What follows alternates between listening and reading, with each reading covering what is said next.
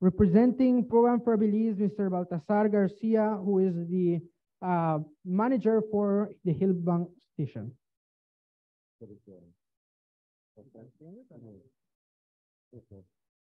Hi everyone, my name is Baltasar. And so besides managing the Hillbank Field Station, one of my portfolios is the protection program, the daily operations and the with the rangers. So this is the Rio Bravo Conservation Management Area, 254,000 acres. And so this is one area close to San Felipe, the ones who know Orange WAP, that where we have most of the threats. Another area is Irish Creek. For some police officers, that will, if you're in the intelligence business, you will know why that is important. And then we have East Gate, which is closer to Rancho Dolores. So this is where we have the Yellowhead Parrot program. The suspects, the guys who are doing illegal activities, these are the types of transportation,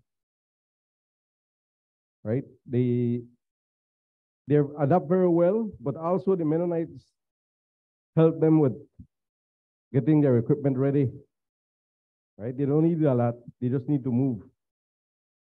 The Yellowhead Parrot, they're very delicate species.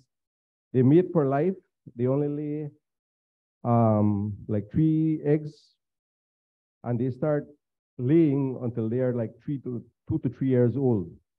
They don't actually, it's very difficult for them to breed in captivity. And that is one of the reasons that the species decline. Because once they are in captivity, you can't really get them to breed. They do have had success, but not very. Why are these on the ground? Because the yellowheads don't actually make their nest, right?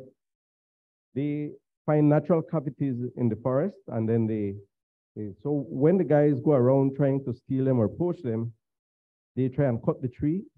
So two things happen here, right? They may die, and then the nest is destroyed and a tree is destroyed. And that's it will take years to get back a tree. And so what we do to alleviate or to mitigate is we try and install nest boxes. And we've had success with that. And also at Eastgate, when we find that we have vulnerable nests, that means that we know that they are very close to a neighborhood or the tree is about to fall, we rescue the chicks. And then we work with the Belize Bird Rescue, and then we reintroduce them back into the forest. It takes a lot of time and a lot of patience, but we've had success. And also, we've rescued birds from fires, from a lot of situations, and then we work very well with the Belize Bird Rescue. So for some of our partners here, they know where Eastgate is. It's right close to Rancho Dolores. One of our challenges, though, is that there is no police station at Rancho Dolores. The closest one is by Bermudan Landing, and there's no police station at San Felipe. It's all the way back to Orange WAP. However, there's a special unit that I won't get too much into, that Blue Creek, who has really supported us a lot.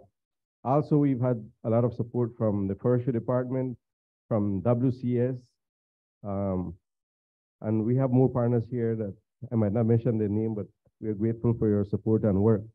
The population is in the hundreds, it's not in the thousands, and therefore that's the main reason that we actually put a lot of effort into this. So when we start the breeding season, which is in like from February, March to the beginning of the rainy season, that's when they lay, then we have the chicks, and then they start to fledge. However, this is the time also that you have logging. The logging season is on, and also the fire season is on. However, what we do is we ensure that we have patrols in the area. And then when we find out that there's a lot of activity, then we put standing patrols. What basically means that we have guys in there 24 hours around the clock. and we won't leave the area until the last chick is fledged. So that means that if they have to stay for an extra month close to a tree because the chick hasn't fledged, that is what we'll do, rain or shine. So the population hasn't decreased for us, but the threat is there, right? For a lot of us who live in the rural communities, we all know the local parrot man, right? So everybody knows at the beginning of the season that where you could get your parrot, right? And besides that, I'd like to add that one of the new phenomenons that we haven't really mentioned is the narco trade. The narco trade is driving up the pet trade because if you know your local drug guy, he has a huge fence and he has his exotic fence inside. And he has this big thick gold chain and he wants that jaguar tooth around his neck. So and they're very serious too. So the threat is there. And I can't emphasize enough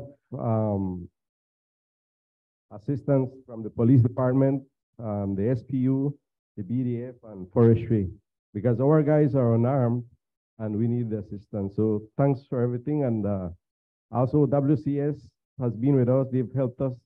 And with the use of smart system, we've been doing a lot more planning with it. So I don't know if you guys have any questions.